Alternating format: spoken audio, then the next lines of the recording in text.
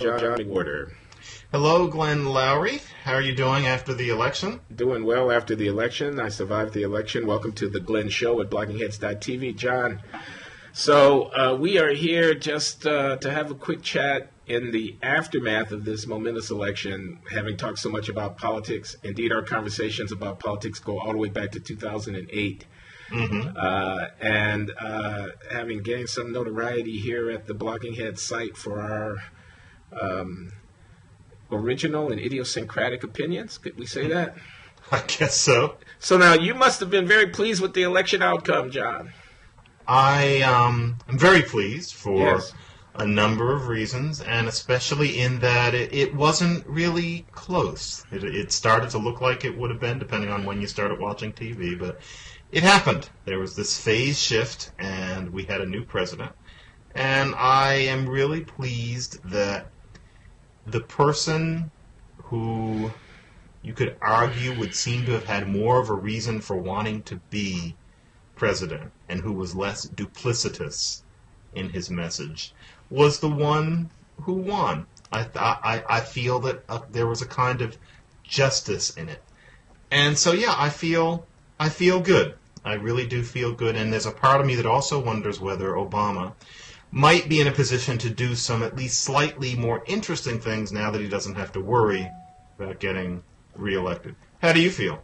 Less duplicitous. So I had a conversation here at Blogging Heads with my son, also in the post-election environment, in which we spent some time arguing about who had run the more negative campaign and whether or not Romney was a liar and all this kind of stuff.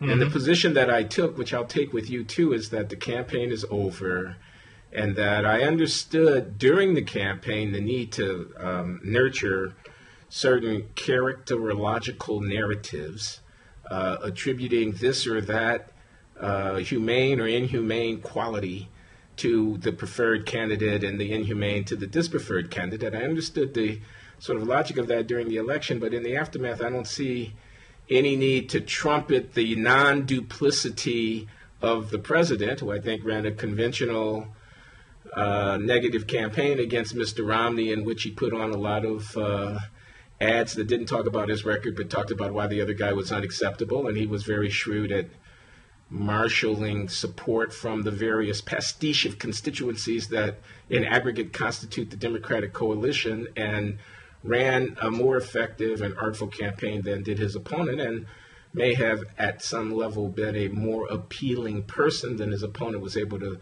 fashion himself.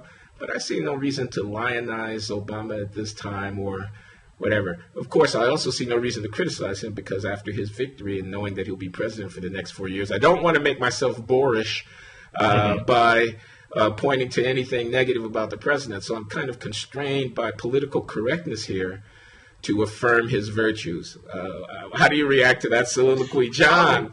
Oh, I get it. I'm not, I don't think that Obama ran anything like this perfect philosopher king's campaign. He has learned, well, I would say he has learned that it would behoove him to get down and dirty and negative where he has to. I'm not sure how he necessarily could have pulled this off without going negative to an extent. I mean, it would be kind of a thought experiment. He wasn't perfect, and I actually found his performance in the first debate not just a matter of being thrown by the fact that Mitt Romney was playing a centrist, but by a certain, this is the first time I've ever used this word in connection with Obama, but a certain inherently superior, aloof attitude towards the whole notion of debating and going mano a mano with this person, which I really found rather unadmirable. He shouldn't have been caught like that. But I think in terms of duplicitousness, and that's quite a word, but in terms of willful distortions of the truth in order to sway a certain less reflective part of the electorate into voting for him, I think that the general consensus is that Romney was ahead on that kind of thing. You know, the welfare, the claim that Obama was trying to reverse welfare reform, the whole take on Benghazi, and any number of other things. Well, Romney just wanted to win. I think Benghazi is a real issue, and I'm not saying that from some partisan Fox News whatever. I just think when I hear Dianne Feinstein chairman of the Senate Intelligence Committee on the Sunday News Show recently, venting and gesticulating and saying that we need to get to the bottom of some stuff, not in an arch way. She wasn't attacking Susan Rice. This is Senator Dianne Feinstein of California, who's the chairman of the Senate Intelligence Committee. But she was saying there's questions, and she ran them down 1, 2, 3, ABC. All these people are not crazy. You know, what did the Attorney General tell about the investigation, David Petraeus, et cetera, et cetera? I grant you that these are questions that the partisan hacks will make a great deal of as they attempt to discredit the president and keep their ratings up on right-wing talk radio. But still, they're questions that I think serious people who are not in that camp want to know the answers to. So I would just say that. Yeah. It's a real, certainly it's a real issue that bears investigation. The other thing I'm sorry, son. I'm sorry, John. Didn't mean to cut you off. Son. But I think that the idea that Mitt Romney was trying to accuse Barack Obama of being willfully misleading or egregiously asleep at the switch in the course of this debate was a really low blow, especially considering that, from what I recall, Di-Fi, as she used to be, I imagine still is called affectionately out in California, found herself that there really wasn't anything to be concerned about in this particular way. Of course, that's after the fact of those debates. But it was a really low move and something that he started, and I didn't see Obama doing as much of that sort of thing. The complexities of the debate acknowledged. Okay, well, I don't really think it's worth arguing about, even if we don't share exactly the same sensibility, since the fact of the matter is Obama was reelected, going away, and we're looking at another 4 years. So, you know, what do you think will be different, if anything, in this coming term, or what do you hope? What do you hope will be different? Right now? Yeah, I'm just saying, second term, Obama administration, first black president, Democrat, centrist Democrat, I guess you have to call him, though the opponents want to call him a lefty. I mean, he's not a lefty.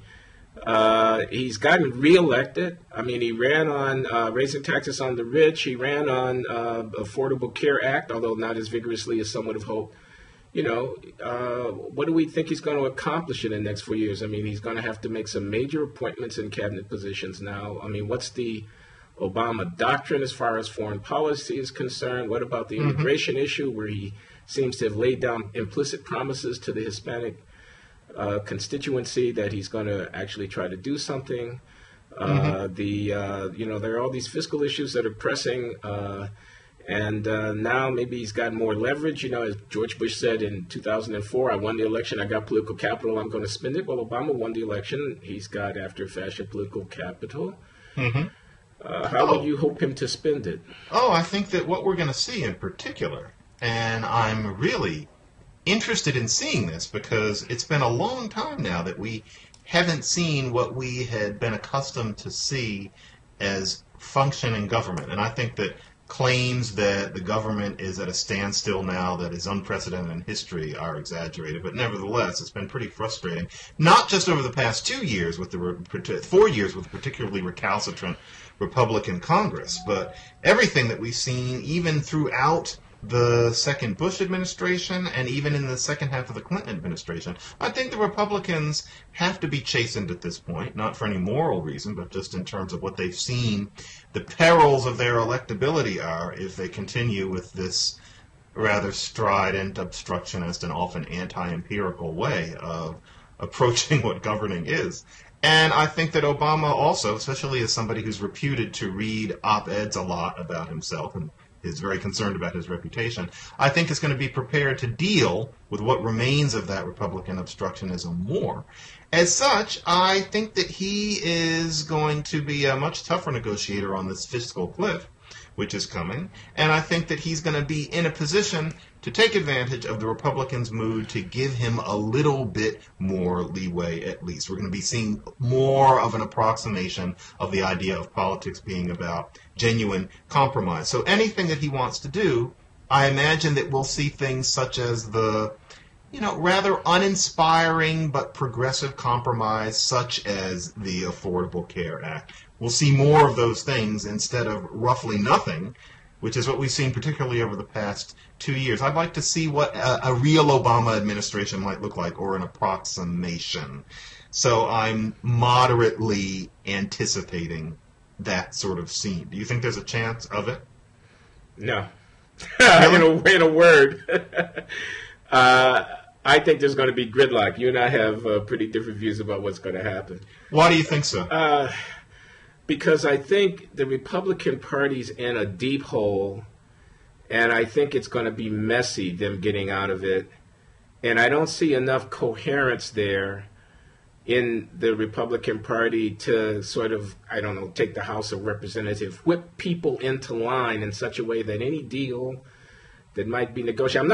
I'm not predicting we're going to go over the cliff now. I'm not saying they will pass no necessary legislation. They won't extend the debt limit as it needs to be extended to keep the finances of the government, and they won't avoid the automatic sequestration that would go into effect if they're not able, within a relatively few weeks, in fact, to begin to make some kind of progress on the budget impasses. I'm not saying nothing will get done.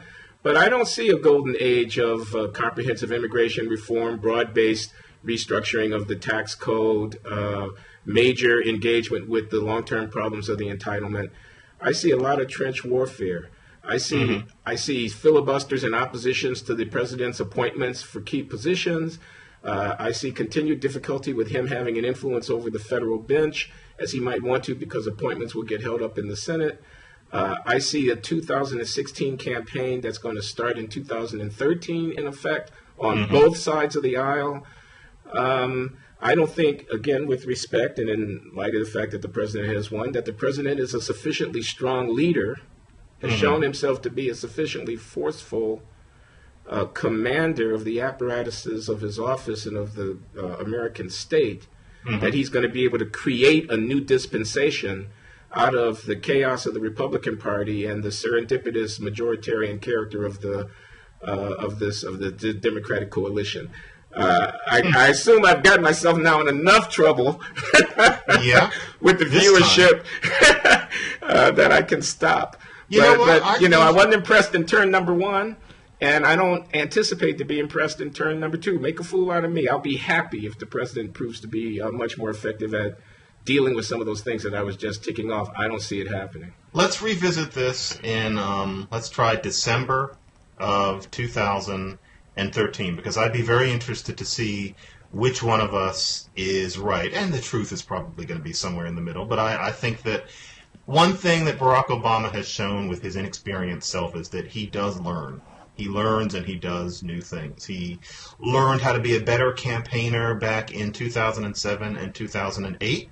Remember back when Maureen Dowd was calling him "Oh Bambi," and everybody thought that was so cute, and everybody thought that because he has an angular smile and is skinny, that he wouldn't be able to withstand the pressure. Well, he learned, and I think that he has learned how to be more forceful, at least in terms of his oratory, when he's talking about putting over a policy in a forceful way. He wasn't good at that for the first 2 years. He's gotten a lot better at it. And I'm thinking that that same learning curve will mean that he will be a tougher negotiator after the shellacking that he took for his debt negotiations back in 2011. I've never seen the man not learn. Here we always talk about how intelligent he is. Here's one way where he tends to apply it. I find it hard to imagine him spending the next 4 years being as feckless a leader as he often was during the first 4. He's not that ordinary. And then, briefly, also, just with the Republicans, I don't know, it may be part of the reason I see them changing is because for so many years I was part of a think tank where most of the people were Republicans, and I listened to those people talk.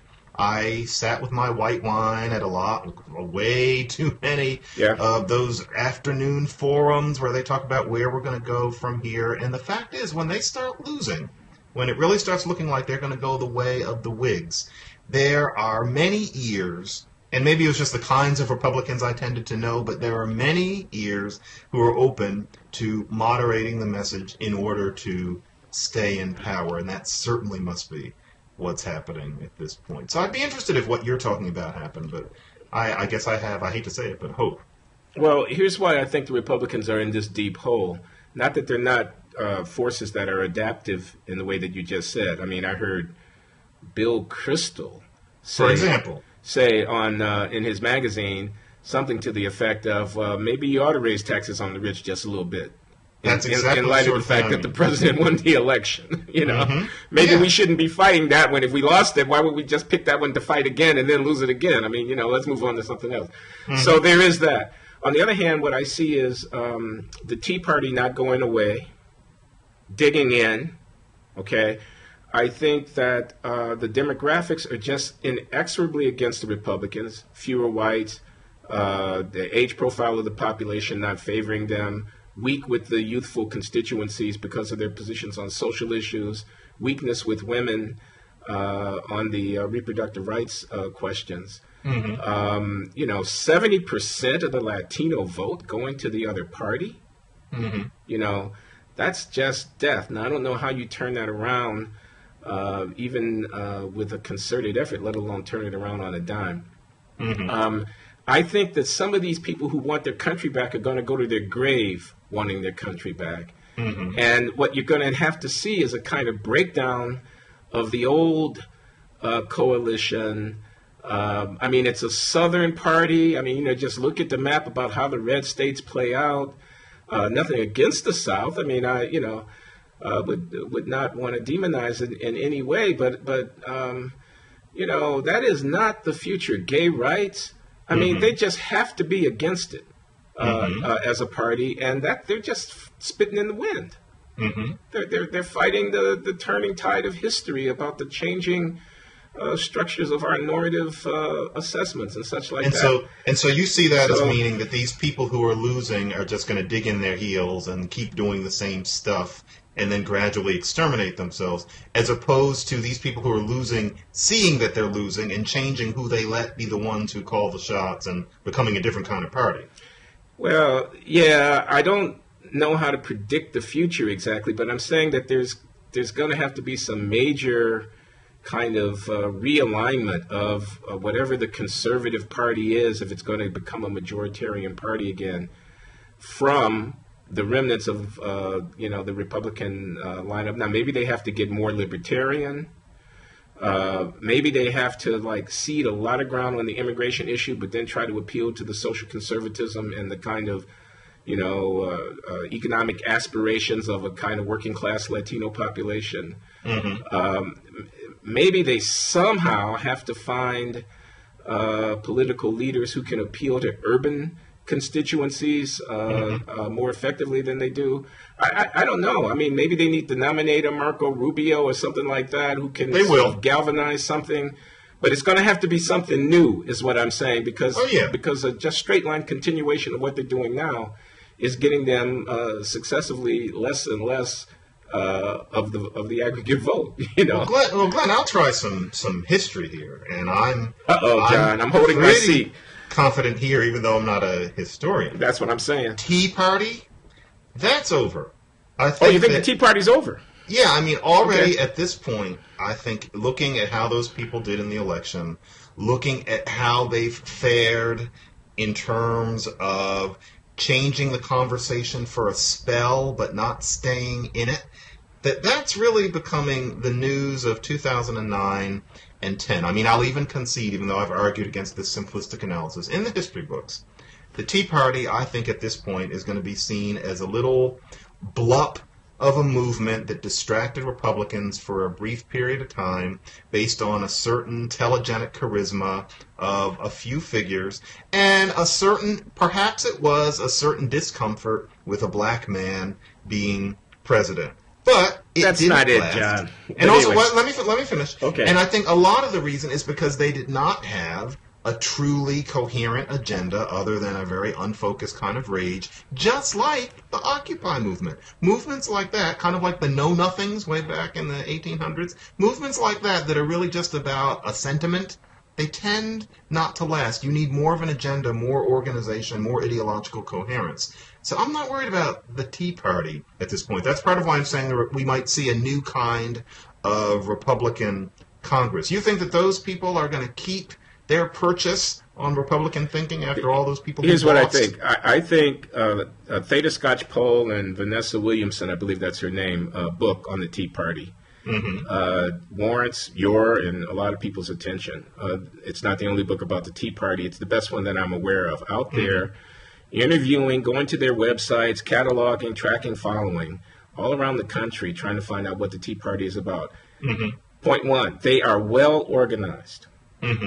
Okay? These people are active. They've got roots. This is not Occupy Wall Street. There's a structure there.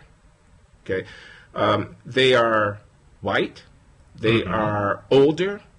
They are of intense ideological fervor around the social issues and around the, minimal government intrusion and this kind of thing.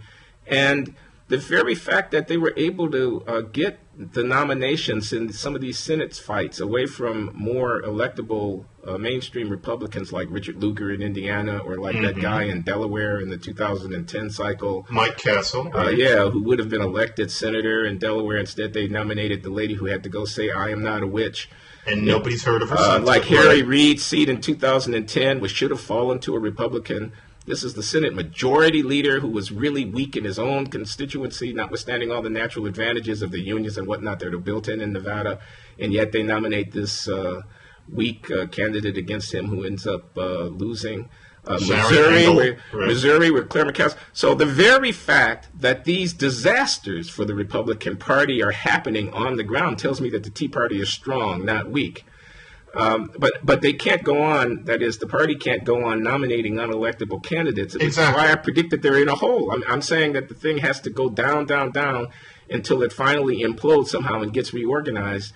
And these various destructive forces in which the Tea Party from the Republicans' electoral prospects, at least in the short run, are a destructive force, have somehow to be accommodated. I don't think it's going to be easy, and I don't know what it's going to look like coming out of it, but I think it's going to be messy for a long time. So we're arguing about timing, because I think we agree. Maybe so.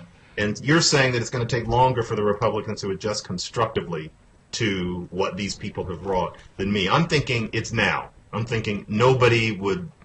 people like Sharon Angle and Christine O'Donnell, that to me is very 2 years ago. You're thinking that general influence isn't over yet, right? Yeah, I don't think that influence is over because I think the issues are not, the Affordable Care Act is now going to be fought out in the states. There are 30 Republican governors in the 50 states, and there's going to be a big battle about the extent to which they accommodate the Europeanization of the American welfare state, which is the way in which this thing is going to be pitched.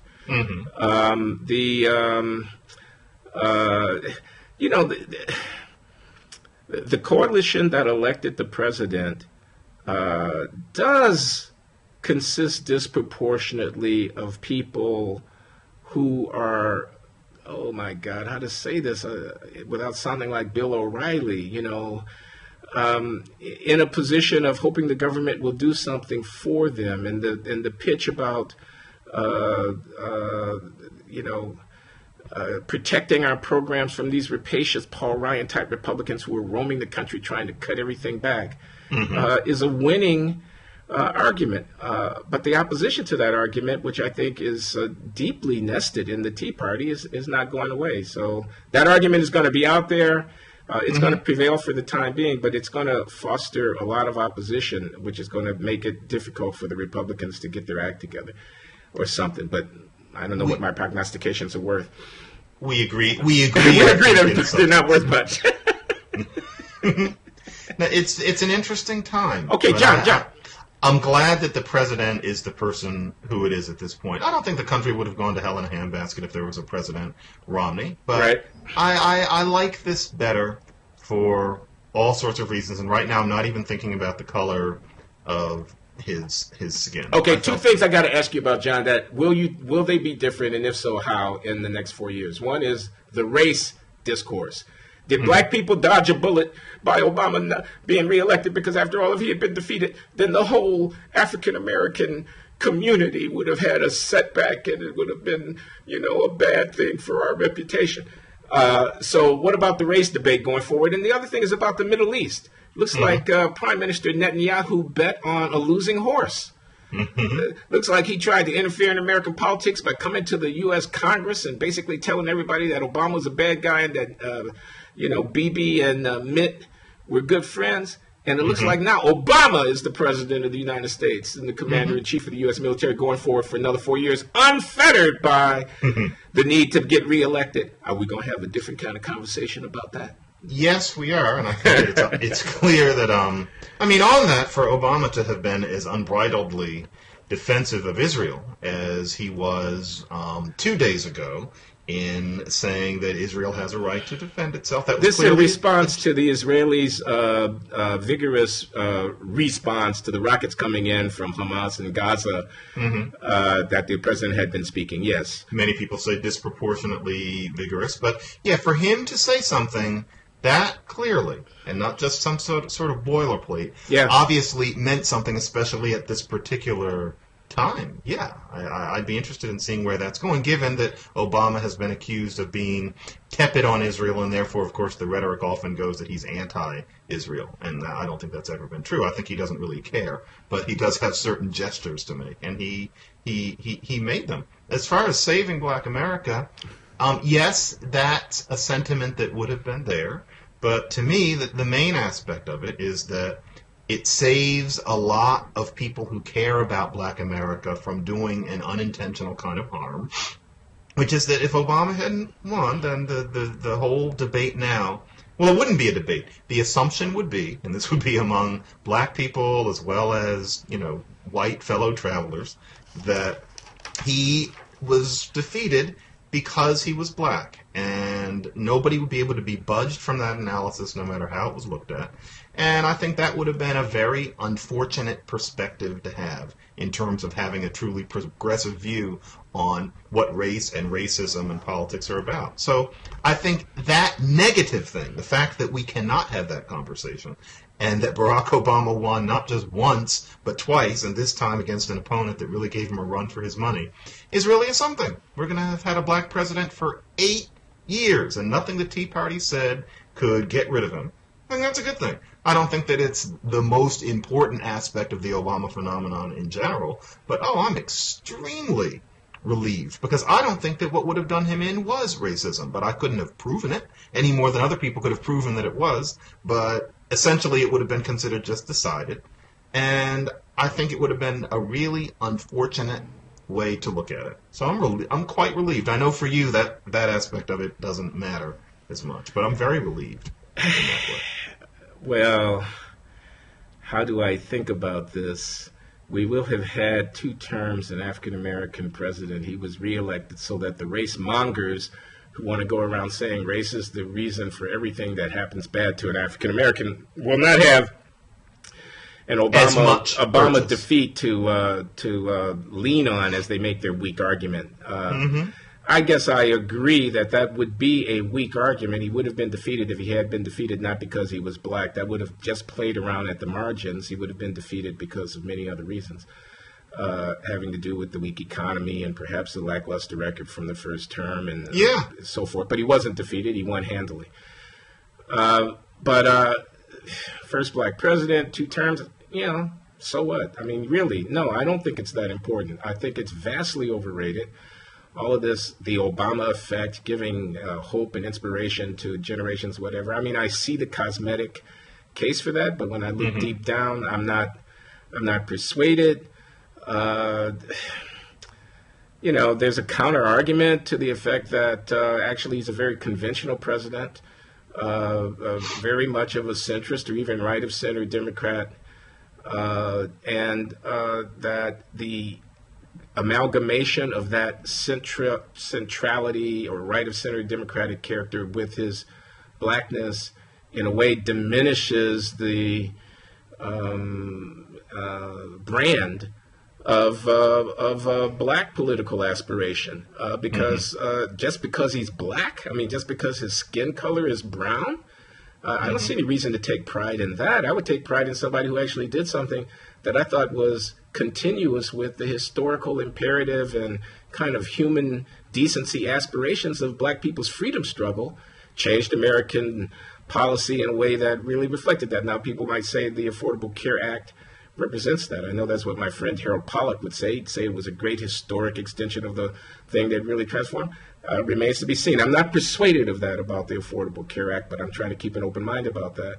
But in any case, his blackness is not very important to me, and it makes me sometimes worry that he deploys the legacy and the history and the hope and aspiration and identity of African Americans on behalf of his own very ordinary political aspirations that are not at all dissonant with the sort of main thrust, as they would have to be if someone gets elected president, of American neo-colonial, of American, whatever. Okay, so anyway.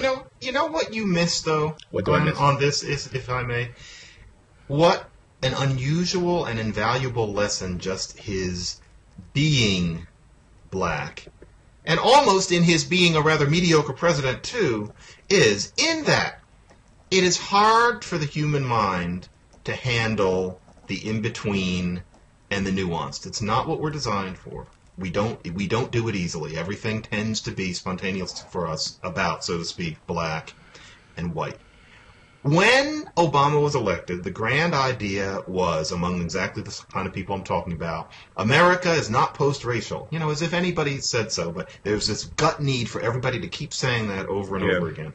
And the fact of the matter is, it's obvious America's not post-racial. Nobody ever needed to be told that. People just seem to need to keep saying it as a kind of an incantation, like many of them need to say Jesus loves you. But this is the point. If we all know that America's not post-racial, but at the same time, we know something is iconic and impossible to forget and impossible to ignore, as that the President of the United States is black. Whatever black thing he's doing or not doing, he is black. His wife is blacker. He's got 2 kids. They're black, too. For people to have to see those 2 things all the time, the black president and the fact that there's racism, means that everybody gets a lesson in the fact that things are changing. It's very hard to convey that to any group of human beings, including you and to me. Our cognition doesn't work that way. But for him to be sitting there, whenever anybody wants to incant that racism still exists in America, and it does, whenever Obama is on TV or on our laptops, we cannot help but think, however, there is an issue of degree and things are changing. I think that symbolism is really useful for looking ahead, for acknowledging progress, for seeing that a people can overcome, and I think that we have to realize our own agency in all of this.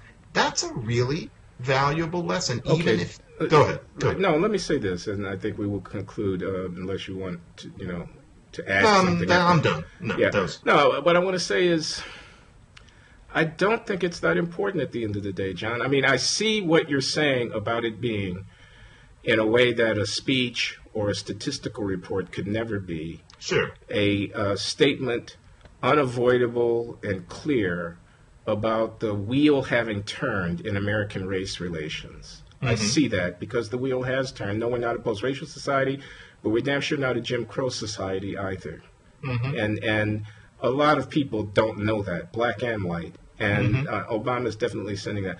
But here's the thing. I don't think at the end of the day, when we're talking about the presidency of the United States, that the narrative about African-American aspiration and the extent to which the dream remains unfulfilled is all that important. I don't think it adds up to that much.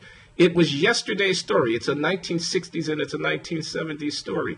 America is a dynamic society. There are more Latinos than there are African Americans. Asia is the site where the 21st century is going to unfold to a substantial degree. And this guy's president of the United States. He's commander-in-chief of the most powerful military in the history of the world. Now, the stakes are really not about whether or not black people know that there's been progress. I mean, that's a second or third order question. And I'm assessing whether or not his blackness has anything at all to do with how it is that this enormously powerful office gets conducted and how it is that this nation carries forward its business. Is our social policy going to look any different because we had a black president? The words poverty didn't even get mentioned in the campaign. Is our foreign policy going to look any different? I mean, from a certain point of African-American experiential point of view, the Palestinians are among the niggers of the world.